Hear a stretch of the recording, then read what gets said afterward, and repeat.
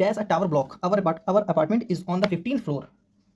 बताइए, वीडियो को पॉज करिए और ट्राई करिए। हाँ, खैर आपका आंसर तो आ गया होगा। अब मैं कुछ समझाता हूँ। देखिए, जैसे लिखिए, बताइए, इन इन या ऑन स्टूल होता है, क्या होता है?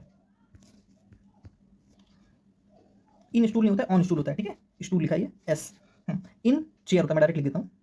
इन चेयर होता है, ठीक है। इन बाइक होता है, ऑन बाइक नहीं होता है। इन कार होता है, ठीक है। इन बेड होता है, ठीक है। और जैसे मैं कुछ सेंटेंस लिखूं, अ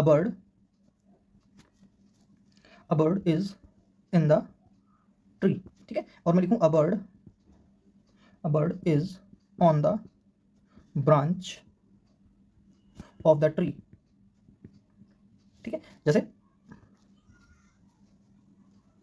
ये एक पेड़ है, ठीक है। इस पेड़ के अंदर ये बैठा है, एक बर्ड बैठी है, ठीक है। इस बर्ड को क्या बोलेंगे? इस a bird is in the tree. यहाँ इन लगाना भूल गया उस जगह पर, ठीक है। इज इन द ट्री, तो ये यहाँ पर क्या है, ठीक है। और एक यहाँ पर ये डाल है, ठीक है, ब्रांच, इस पर एक चिड़िया बैठी है ना। ये चिड़िया बैठी है, ठीक है। ये अंदर बैठी है, इसके लिए इन लगाया मैंने, है ना। और ये जो ब्रांच पर बैठी है, इसके लिए मैंने ऑन लगाया, ठीक है। मेरी बात समझ में आई? और मान लीजिए अगर इसकी शेड पर बैठी होती, इसकी छांव पर, तो क्या लिखते? जैसे मैं सेंटेंस लिखूं, Raveena is playing playing under the tree. यहाँ अंडर द ट्री का मतलब क्या है? वो पेड़ के नीचे खेल रही है, ठीक है। जैसे कि पेड़ है, इस पेड़ के नीचे यहाँ कहीं खेल रही है। मैंने छांव की बात नहीं करी, ठीक है। इस पेड़ के नीचे कहीं खेल रही है, ठीक है। तो अंडर द ट्री। और एक सेंटेंस में ऐसे लिखूं,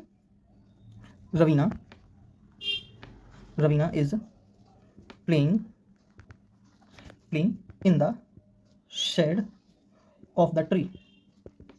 मीनिंग क्या है इसका? देखिए, वो उसकी शेड के नीचे खेली, जो पेड़ की छांव है।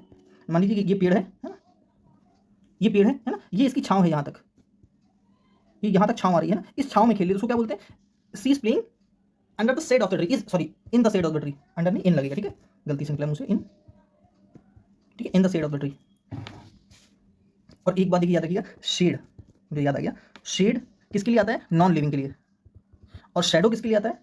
इस बात को अच्छे से ध्यान रखेंगे, एरर इस पर पूछी जाती है, मतलब एरर बन जाती है इस पर, है ना। और शैडो किसके लिए आता है? लिविंग के लिए। शैडो समझते हैं? शैडो जो आपकी छाया होती है, जैसे लाइट के सामने खड़े हो तो जो पीछे आपकी छाया बनती है, उसको बोलते हैं शैडो, है ना। आप एक किताब लेके खड़े हो, जो किताब की छाया बन रही है, उसको बोलेंगे शेड, ठीक है। मतलब क्या है? शेड जो है नॉन लिविंग थिंग है, बुक क्या है? नॉन लिविंग थिंग है, इसलिए उसकी क्या छाया बन रही है? शेड बन रही है। और आपकी जो बन रही है, शैडो बन रही है, ठीक है।